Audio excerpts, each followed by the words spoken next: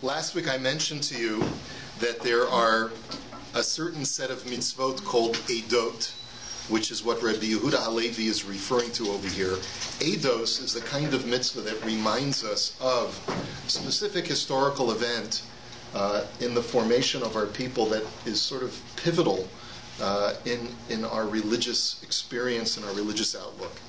The two most important events that we're always called upon to remember as the Jewish people are creation and Exodus. Creation and Exodus, those are the two events that we always have to remember. And we have certain mitzvahs in the Torah that commemorate both of those events, different mitzvahs. Of course, we know that Shabbos is more of a commemoration of the act of creation, because God created the world in 6 days and rested on the seventh. Holidays like Pesach, Shavuos, and Sukkot, the Shalosh Regalim, are commemorations of the Exodus experience and the subsequent Kabbalah Satorah, the receiving of the Torah that happened afterwards, and the sojourn in the desert of the Jewish people that happened subsequent to the Exodus. That's what the Shalosh Regalim are for. And that's why both Shabbos and Yom Tov are called Eidos. We also pointed out that when we make Kiddush Friday night, we don't only say that it's Zecher L'Maseh V'Reishis, that it reminds us of the act of creation, but it also is Zecher L'Yetziat Mitzrayim. Interestingly enough, it really isn't Shabbos is not a reminder of Yetziat Mitzrayim when you think about it, but we still say it's Zecher L'Yetzias Mitzrayim. And conversely, when we make Kiddush on the night of Yom Tov, we also say Zecher L'Maseh V'Reishis, that it's a reminder of the act of creation. So why do we sort of cross-pollinate when the two really are separate, two separate things? The answer is because, as we saw from the Ramban, the whole purpose of the Exodus experience was to demonstrate to humankind that which we did not experience firsthand at the time of creation, is that we have a God who didn't just create, we have a God who creates and continues the process of involvement with his creations.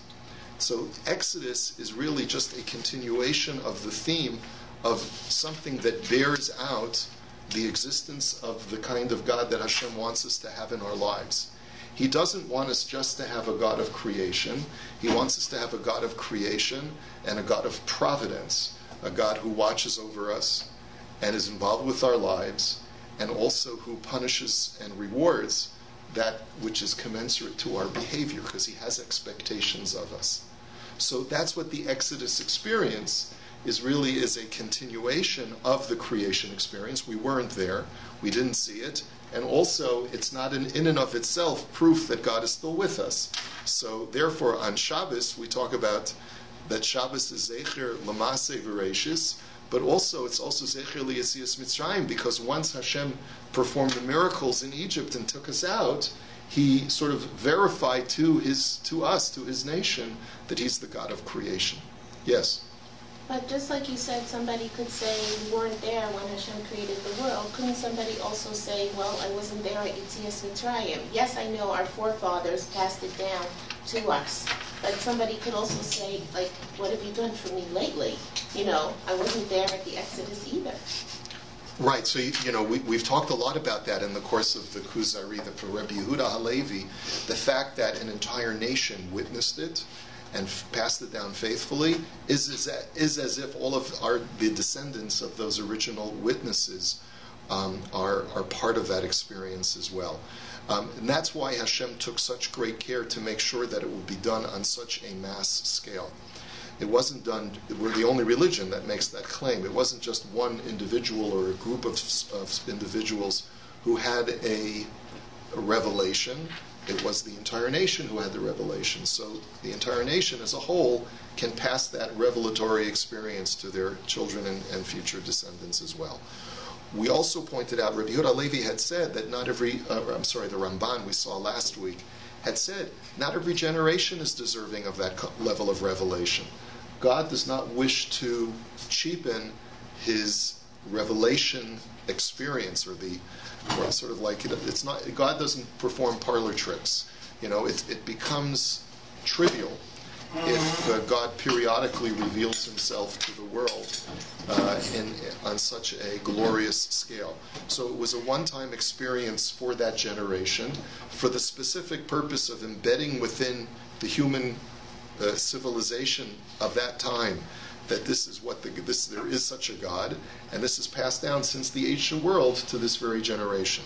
Why hasn't God taken the time once every 1,000 years or once every 500 years or periodically to say, woohoo, I'm still here, right? Like this big hand from heaven to come and wave and acknowledge that the God is still here? Actually, he has. If you look for it, lots of people look at the Six-Day War and say that's an open miracle. Yes, although I think most people say that's a miracle, but it's a covert miracle. In other words, when you want to connect the dots and see it, you can see it. Right. But there are no overt miracles, and God has not performed overt miracles for humankind since then. Yes? Fairly recently, I was reading an article, and this is an unfortunate example of how the scientists are discovering that extremely traumatic or significant events can actually affect the genetics of the children and grandchildren and so on of the people who go through them. Unfortunately, this has been discovered in Holocaust among survivors, survivors, yeah. second and third and fourth generation now, into the fourth, sometimes fifth generation. Yeah. Could that not, the Exodus with Mitzrayim was tremendous. Just what happened was tremendous. The whole world knew about it, according to Yeah. Could that not have had some kind of genetic impact? Yeah. all the way down? It's very possible. I've never seen anyone present it in exactly that way.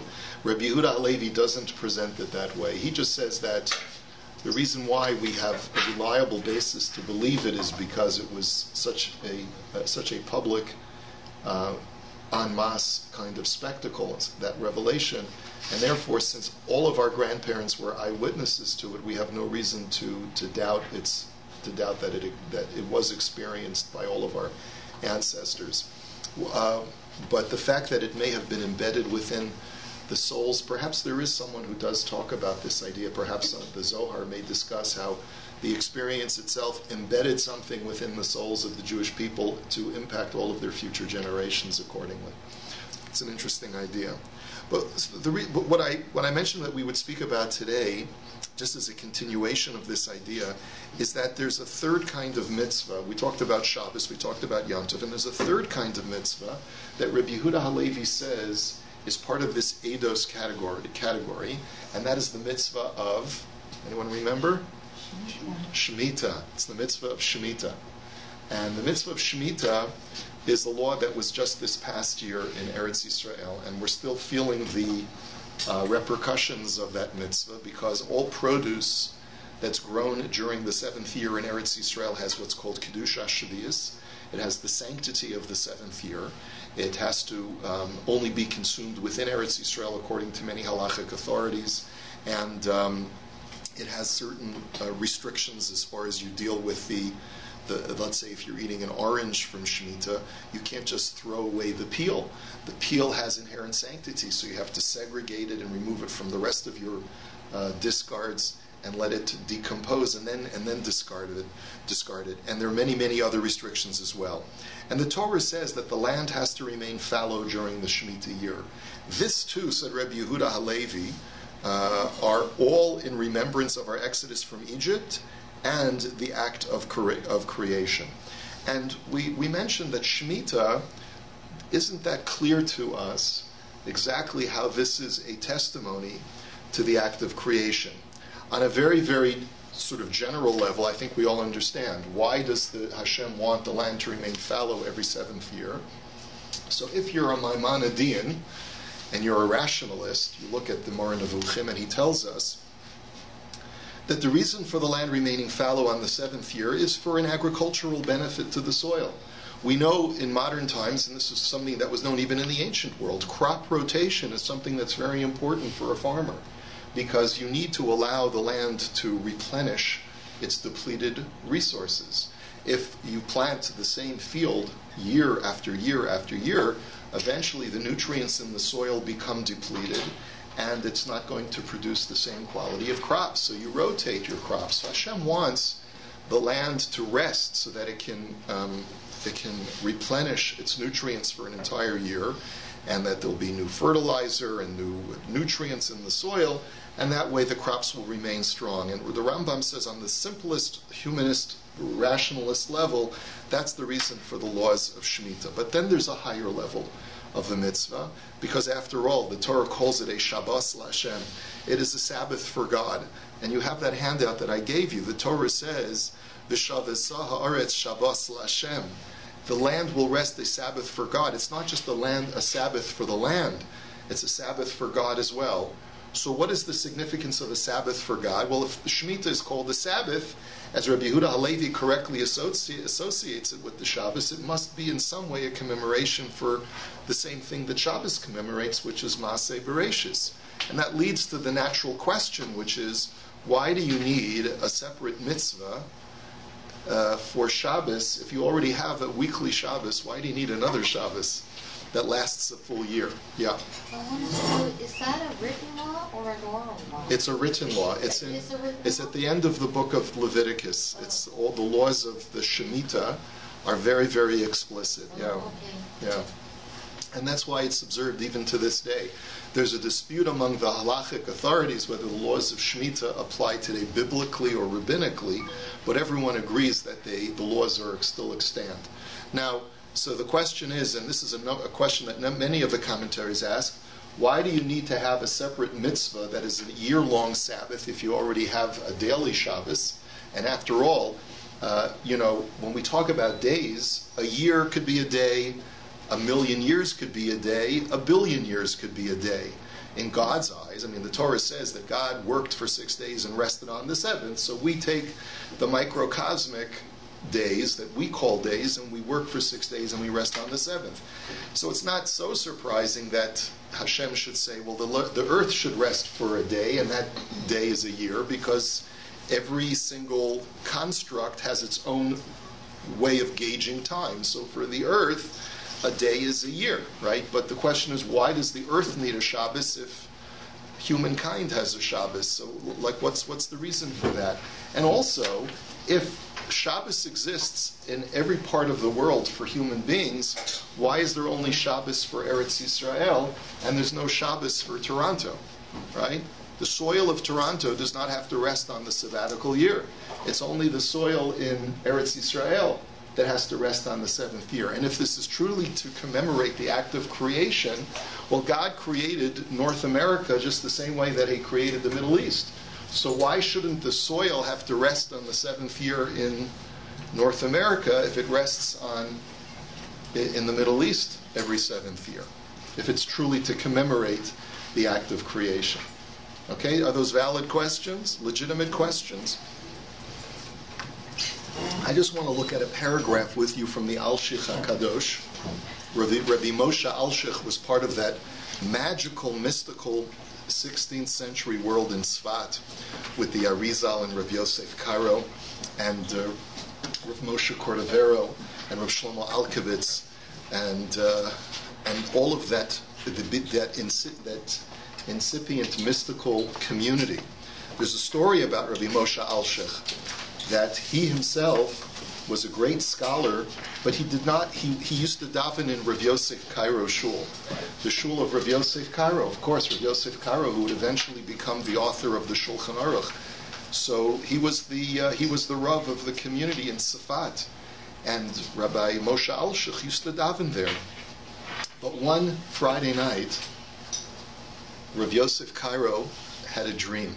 And the following day, he got up in the bima to give a drasha, and he said, I had a dream last night that the Al-Shich HaKadosh has a chavrusa with angels. He studies Torah with the angels, and therefore from now on, instead of my giving the drasha, Rabbi Moshe Al-Shich will now give, from now on, will give the drasha every Shabbos morning. And he called up the Al-Shich and had him immediately then give over the Dvar Torah. So let's learn some Torah that the Moshe Alshich studied together with the Malachim, whatever that means. And we're not going to look at the entire essay. I just want to go to the paragraph that's the last paragraph on your page, which starts off with the words "Vilavo el ha'inyan," which is a common phrase that the Alshich uses to say, let's get back to our point. Vilavo el ha'inyan, nazkira ma'amaram zal. Let's remind ourselves of a famous medrash, ve'evio Rashi bepesach devorav, which was quoted by Rashi at the very beginning of his Torah commentary. V'zel lishono, and this is what Rashi says. Amar Rabbi Yitzchak. Rabbi Yitzchak said, Lo haya tzarich lahaschil es haTorah, ela mehachodesh hazeh lachem. You're probably familiar with this Rashi on one level or another. Rashi says there was no reason for the Torah to begin with the story of Genesis. The Torah should have really started with the very first mitzvah, because after all, the Torah is not a storybook. The Torah is a book of commandments. So the Torah should have started off with the very first mitzvah given to the Jewish people as a whole, which is in Exodus chapter 12. HaChodesh hazeh lachem. This month shall be for you, the mitzvah of Rosh Chodesh. Shehi mitzvah rishona shenitzdavu ba Yisrael. It's the very first mitzvah given to the Jewish people. Umatam pasach b'bereshis. Why then did the Torah begin with the story of creation? Mishum koach. Now, if I was to ask you that question based on everything that we've learned in the Kuzari to date, what would you have answered? What would you have answered if I was to ask you that question? Before we look in Rashi, why does the Torah begin with the story of creation and not with the very first mitzvah? Let's just go back to what we started this morning with. What are eidos? What are testimonies? Testimonies is that category of mitzvah that reminds us of two of the most important events in history for the Jewish people, either creation or Exodus. So it makes very good sense as to why the Torah starts with the story of creation, because if Hashem is going to be giving us mitzvahs that commemorate creation, it only makes sense for the Torah to explain to us, this is what happened, and this is the basis as to why you should have Shabbos. Right? But that's not what Rashi says. So what does Rashi say? What is the real reason for Rashi that the Torah begins with creation? Mishom koach ma'asav higid la'amo, laseis lahem nachalas goyim. So Rashi quotes a pasuk in Tehillim, which says that the strength of his actions he informed to his people. God told us about the act of creation in order to give to them the inheritance of other nations. Which we unpack to mean as follows. She'im yamru umos ha'olam listimatem. If the other nations will say that you are thieves. She'kavashtem aratzo shiva goyim. You've appropriated our land. You've taken the land of the Arabs. You've taken the Palestinians' property. You've taken the land that used to belong to the 7 indigenous nations, the Canaanites. Heim omrim lahem kol haaretz shel hakadosh baruch hu hi. Hu bira'a unisana la'asher yashar ve'enav. Adkan. So the response of the Jewish people is, we're not going to deny that historically you did live here before us. That's true. We don't deny that fact, that you lived here before us. We're not the first people to come to this Middle Eastern region. We know that our ancestor Avraham came from Ur Kasdim, which he came as a foreigner. After all, that's why we call them Hebrews in the first place, because they came from the Aver Hayarden. They came from somewhere foreign, from the other side of the river. But guess what? God created the world. He's the owner of the real estate. He gets to choose who lives there and for how long. And when he decides that it's time for this nation to leave and a new nation to come in, that's God's affair. So don't say that we appropriated this land from you. If God miraculously gave this land to us and you believe in God, so then the land is ours. Now, that's the reason why, says Rashi, the entire story of Genesis is recorded in the Torah. It's to tell us that Bereshis Borei Elokim es hashamayim, because God created the world, and therefore it's His. He gets to decide who lives where.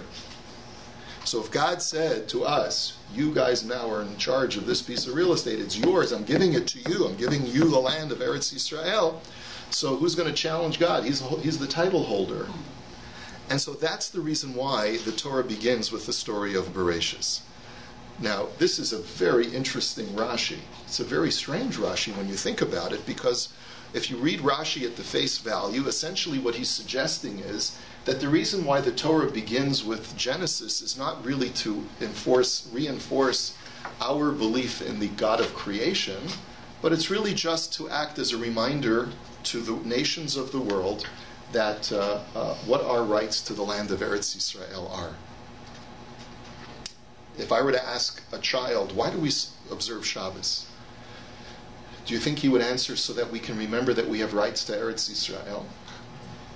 Is that the reason why we observe Shabbos today? Yes. Well, it's all one and the same, because if something belongs to God, then, like you said, he can decide who gets what. So it's all the same kit and caboodle. Yes, but isn't there a virtue and a value unto itself to know that when we serve God, we're serving the God of creation. When we do the mitzvot, we're doing mitzvot to the God of creation. I mean, that's really what I would say, is that let's remember which God we're talking about. When God's Vayidaber Hashem al Moshe Lemor is the same God of Bereshis Bara Elokim es hashamayim v'es haaretz. That's really, that simply put is the reason why we observe Shabbos. That's the reason for the Eidot, for these commandments. So it seems like that's a side issue, that as a corollary of that, God is also in charge of all the land, and he gives Eretz Yisrael to whomever he desires. But am I really thinking about that when I observe Shabbos? Am I really thinking about that when I am Shomer Shabbos? And so we have to understand that I don't believe that Rashi is telling us that this is the exclusive reason why the Torah begins with Bereshis bara Elokim. It could be that Rashi is explaining perhaps a larger question. Why is the sequence of the Torah structured in the way that it is? Why do we need a completely separate book of Genesis to talk not only about the history of the creation, but also about the promise that Hashem made to Avram, Yitzchak, and Yaakov that he would give them Eretz Yisrael?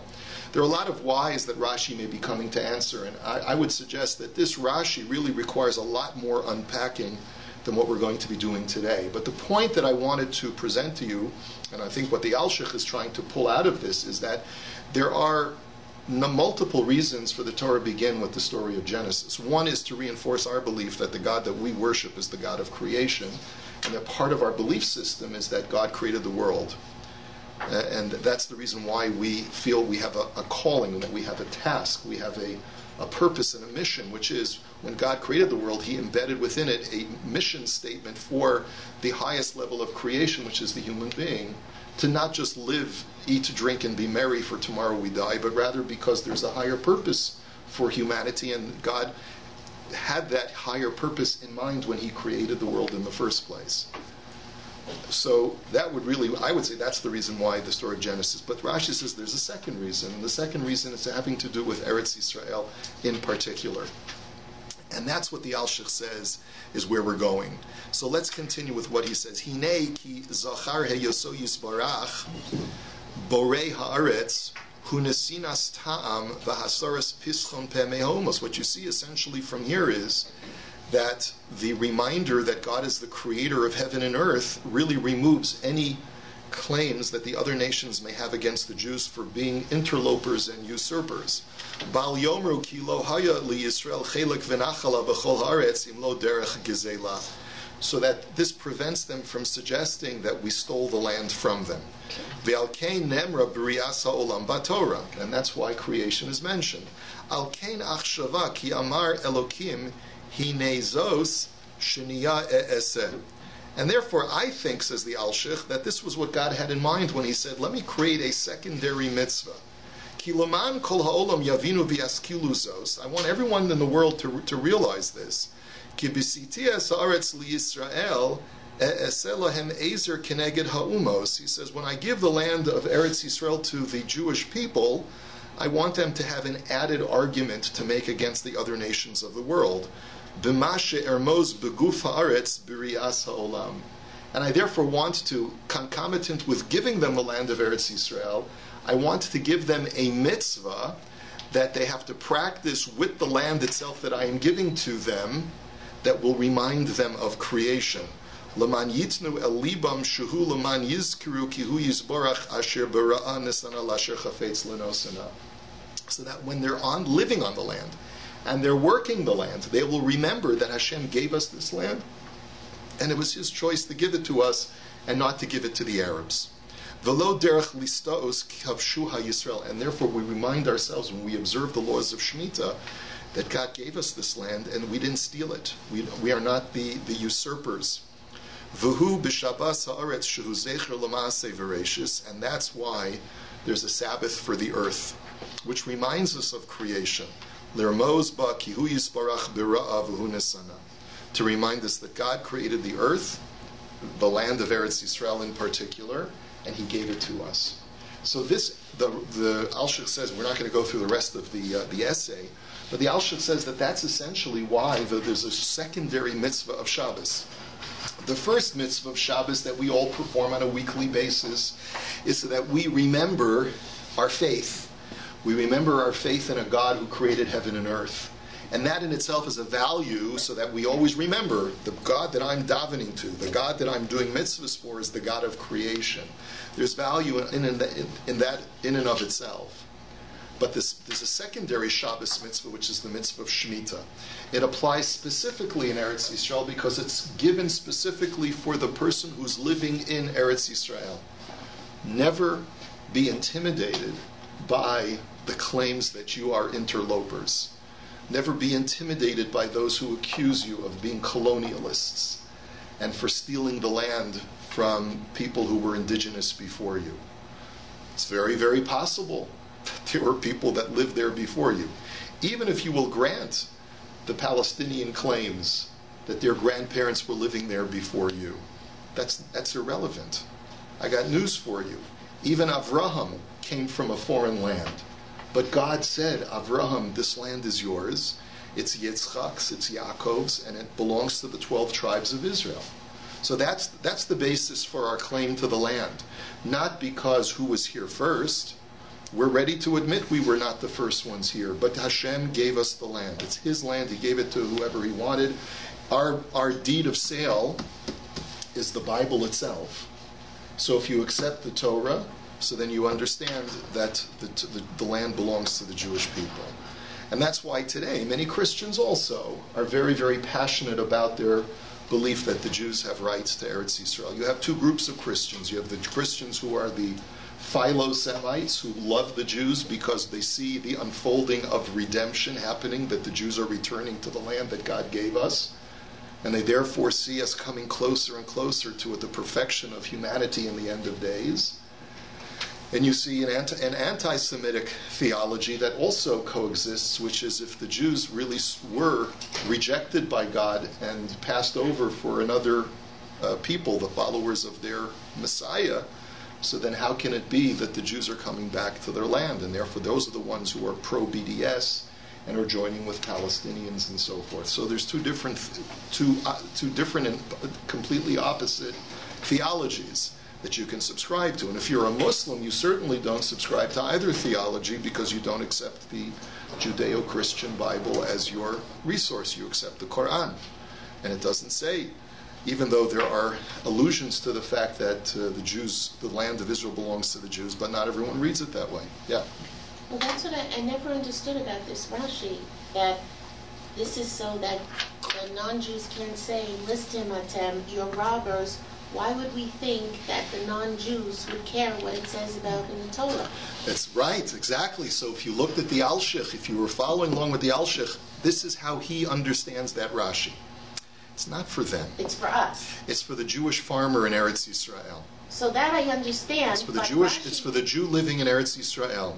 See, because he's listening to the voice of the Gentile who's calling us the colonialists. And he's saying, oh, I'm listening, I'm hearing that voice. And I've also got to hear God silencing that voice as well. And I've got to remind myself that that's the argument to that voice. So you're saying he's saying it's for the Jews. Exactly. Except that Rashi doesn't phrase it that way. He says that the Goyim shouldn't say listim atem. The Goyim shouldn't say in our minds. We have to have confidence in who we are and what rights we have to Eretz Yisrael. We can never allow those voices to drown out and create ambivalence in our own minds about the way that the rights that we have to the land of Eretz Yisrael. And Baruch Hashem, we're able to realize those rights today, something that our parents and grandparents were not able to do. Maybe our parents were able to do. Our grandparents certainly could not do that. And so therefore we have to. This Rashi is more important to us than ever before. This Rashi is more important to our generation than it has been in over 2,000 years. I don't want to belabor the point, but if it's, I don't know what it says in the Bible and what it says in the Quran, but if it says in their Bibles that they're entitled to the land, why would we expect them to not believe that? Well, first of all, I don't believe that it says in the Quran that the Muslim has the rights to the land of Eretz Yisrael. What Muhammad did believe is that he believed in this concept of a religious eminent domain, that it is the obligation of the Islamic world to create a caliphate that is worldwide and conquer the entire world and to spread the Islamic faith. And anywhere that Islam previously had dominion, they're not allowed to cede dominion back to any other faith. And that's the reason why we're such a thorn in their side. Because in the very, very center of the Middle East, where Muhammad came from, there's this one place which is not under Islamic theocratic rule, and that's the state of Israel. So that's really a big annoyance. It's a big pestiness for the fundamentalist Muslim. Right now, it's very interesting. Bibi Netanyahu just got up and said there's a covert alliance between most Arab states and Israel that they don't want to admit to because theologically it's problematic, even though pragmatically it's very beneficial for the other Arab states to fight ISIS by aligning with Israel. So eventually that'll come out. Eventually I think that pragmatism will overcome theology, and the other Arab states will finally, fess up and say, we need Israel in the region. They're actually a stabilizing force. But be that as it may, the point is that we have to remember the message is for us. The message is not for the rest of the world. Yes? So why aren't we fighting that? I mean, it's written here in the Torah and all that the land belongs to us and everything. And when we are in today's world, we are not putting that out for... Sure we are. Just it depends who the audience is. Yeah. But whenever if you ever hear if you hear Netanyahu speak to the United Nations, he does mention this is the land of the Jewish people for 3,000 years from the time of King David. We had an empire in this place, and it was given to Abraham, Isaac, and Jacob.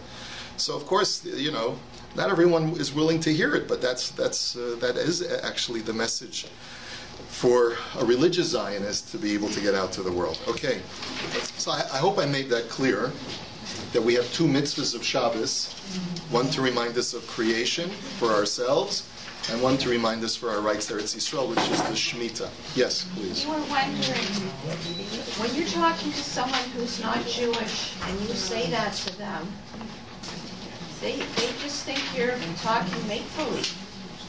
Yeah, if they don't believe in God and they don't believe in religion, this argument does fall flat. If they're not Jewish. No, there are a lot of very, very religious non-Jews, a lot of very religious Christians who do understand this and very much affirm it.